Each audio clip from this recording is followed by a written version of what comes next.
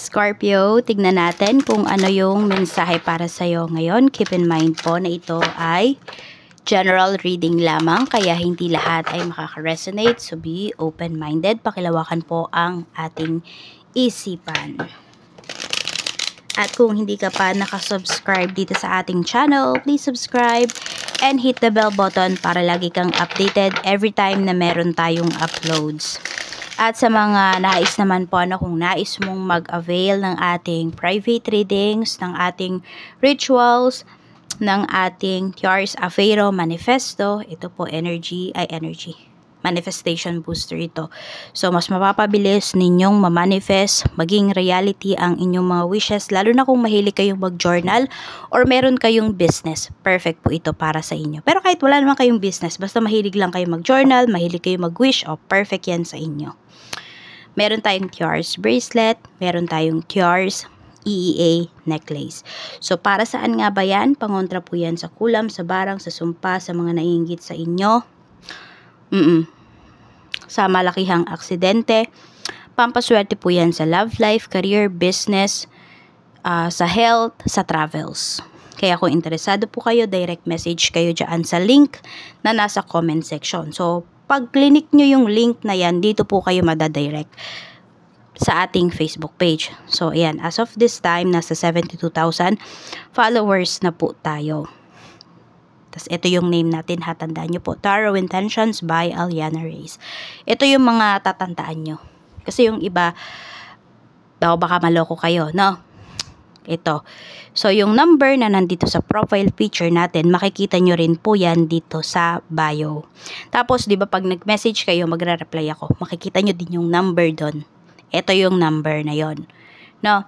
So, yan, tandaan nyo yun. Dapat tugma yung mga numbers. Kapag yung number na binigay sa inyo hindi tugma dito sa profile picture natin, hindi po ako yan.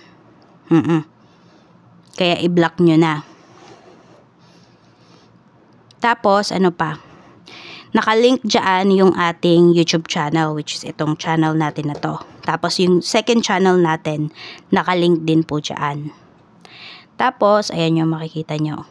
Diba? Pag in-scroll ninyo, parang almost everyday nag-upload ako dyan. So, makikita nyo po, no? Yan. Yun yung tignan nyo. Pag walang post or iilan lang yung post, hindi rin po ako yan. Kaya mag-iingat po kayo. Kaya yung link lang dyan sa baba, yung i-click ninyo. Pwede rin naman kayong mag-email kung wala kayong Facebook. Andyan din yung email ko. Naka-ano din po dyan. Tignan na natin, Scorpio, ang mensahe para sa'yo. We have study, reading, research, and education help you gain confidence and clarity about your career. So, meron ba kayong pinagdadaanan pagdating sa career ninyo? Yung iba po dito, pwede na mas tumaas pa yung inyong position kapag ito, nag-aral kayo. Pag bumalik kayo, pag may mga seminar kayo na na-a-attenan, yung mga ganyan. Pwede rin nagmamasteral or nagdodoktoral yung iba sa inyo. Yan po. Go nyo yan. Huwag kayo magdalawang isip kasi makakatulong daw po talaga yan sa inyong career. Scorpio. Kung ano man yung mga trainings na need mo, yes, gagastos po talaga kayo dito. Pero meron din ako nakikita dito, maaring sagot po yan ng inyong company. Kaya grab nyo yung opportunity kapag ganon. Pag ino-offeran kayo na gusto mo bang mag-aral, gusto mo bang mag-masteral, mag-doctoral, go. Kasi ano yan, take nyo yan as your advantage. Tignan natin. Or pwedeng meron kayong, may research ba kayo ngayon? Meron ba dito graduating kayo? Scorpio. So, medyo kinakabahan ba kayo sa thesis ninyo? Ganyan. Tingnan natin.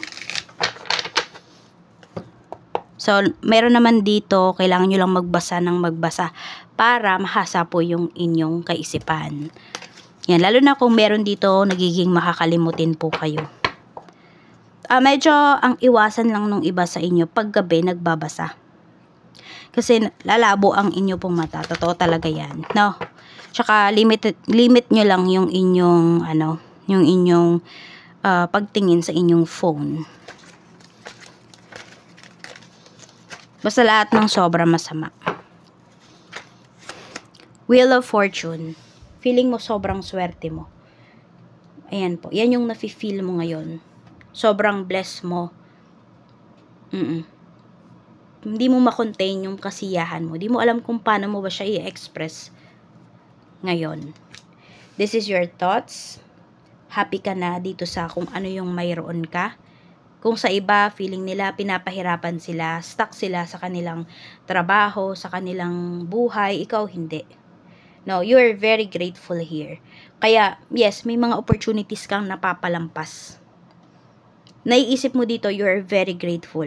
Alam mo kung, ayan, kung bakit din maraming dumarating na blessing sa'yo. Kasi yan yung nafe-feel mo eh. Na you are very grateful, Scorpio.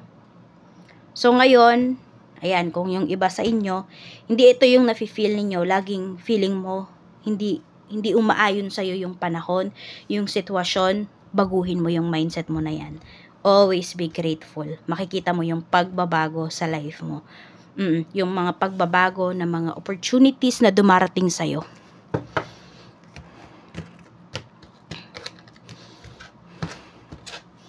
Mga positive na pwedeng maganap. Positive na pwedeng maganap today. We have 9 of Cups. 8 of Cups. So, may magpupurso talaga dito ng inyong dreams. And makikita mo yung support ng mga taong nasa paligid mo, your family, your co-workers, your friends. Ayan po, parang sila pa ngayon magpupush sa'yo na ituloy talaga kung ano man tong mga magagandang nangyayari sa life mo or mga opportunities na dumarating talaga sa'yo. You know, you will be happy talaga dito. And marami ding offers talaga na pinapakita, madaming opportunities na darating sa iyo today. Lalo na yung iba po sa inyo kung kayo ay nagbabalak umalis dyan sa lugar kung nasaan kayo ngayon. Ayan po, mas marami pang parating. So kung feeling nyo, kayo talaga ay stuck, Scorpio, sa trabaho, sa lugar kung nasaan kayo ngayon, baka need nyo lang umalis. Kaya kung may offer sa inyo, or meron kayong opportunity na makaalis, makausad, o umusad po kayo. Negative na pwedeng mangyari today. Knight of Cups. 5 of Pentacles. Kung may mangungutang po dito, maaring hindi kayo mapautang. 6 of Cups. Pwede rin may mangungutang na friend mo, ganyan. Magtatampo naman pag hindi mo siya napautang. We have the Star. So, may ano dito, actually may healing naman dito. Pwedeng malalaman mo kung meron ngang may utang sa'yo. Hindi siya positive energy. Pero, ayun nga, dahil grateful kasi yung iba sa inyo, maaaring pababayaan nyo na lang kaysa ma-stress po kayo. Kaysa pumangit yung energy ninyo. Kaysa, ayan nga, magka-wrinkles yung iba. Kaysa po, mas stuck kayo dito. So, hahayaan nyo na lang. Yun lang. Kung meron mang may utang sa'yo dito, could be a friend, a family members, wala na po kasing balak magbayad. So, parang tatanggapin nyo na lang. Sa una, siguro, masasaktan kayo, madidisappoint kayo, kasi pinagkatiwalaan mo yung tao na yun, diba? Tapos, ayan, bigla na lang, hindi mo na mahagilap, or nahagilap mo nga, umiiwas naman. Ayan po. Okay, so kung ano man yung magiging decision mo, kung iyan nga ay usapang pera, may healing po na paparating sa'yo. So, yun na lang siguro yung yun na lang yung makukuha mo. At, syempre, lesson, no, na wag basta-basta magtitiwala. Kahit sabihin pa natin, family members mo yan, kahit friend mo yan, basta usapang pera, ay, medyo,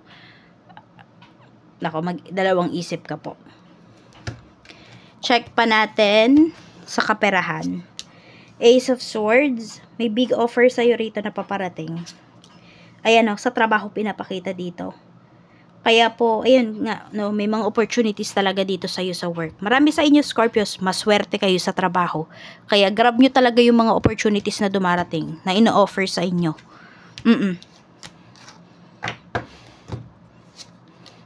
The Magician, sobrang laki ng tiwala sa iyo nito, ng taong to, kung sino man tong paparating pagdating sa career mo. Grab mo talaga, huwag mong papakawalan.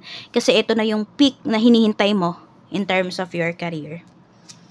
Sa business naman, we have King of Cups, 8 of Wands, At meron tayo ditong 7 of Swords. Ayan. Actually, medyo mabilis kang magtiwala. Mabilis kang hindi magtiwala. Mabilis kang magdesisyon pagdating dito sa career mo. Dito sa business mo. Ayan. Kaya lang ngayong araw na to, medyo maghinay-hinay ka, no? Kung sino man yung makakausap mo, wag mo kagad oohan ito. Kasi may hidden agenda yung taong yan.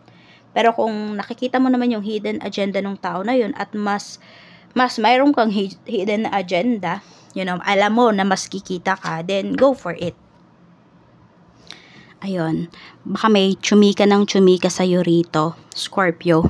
Pagdating sa negosyo mo, hinay-hinay ka lang sa mga sasabihin mo, sa mga, sabi natin, yung strategies mo, ganyan, yung secret ng business mo, wag mong sasabihin. Maging maingat ka sa mga makakausap mo ngayon. Sabi ko nga, whether family, relatives, friends mo yan, meron silang gustong makuha sa'yo pagdating dito sa business. O baka nagbabalak na ding mag-business yan at pwedeng katulad ng business mo. Kaya mag-iingat ka. We have the Devil pagdating sa health. So ano ba tong kinakaadikan mo na nakakasama na po sa health mo? So some of you, ayun, pagbabasa, Scorpio. Ng gabi. Yan, or sobrang pagbabasa, sobrang basa. Sabi ko nga, 'di ba kanina, lahat ng sobra masama. Ayun, pinapakita nga dito sa health mo. Kaya ayan, hinay-hinay lang talaga. Some of you masakit ang balikat. Ayan. Nangalay lang po. Kaya masakit. Kaya hinay-hinay sa inyong mga ginagawa. Tingnan natin spirit message para sa'yo. There will be a powerful outcome. Yan po sa ginagawa mo, dyan sa opportunity na i-accept mo. So, go Scorpio. Kayang-kaya mo yan. Para sa'yo yan. Para sa future mo yan. Kaya, accept mo yan. Basta na pag-aralan mo yung isang bagay, you go for it. Na alam mo na may mabe-benefit ka. Ingat ka po always. More blessings to come and see you again on my next video.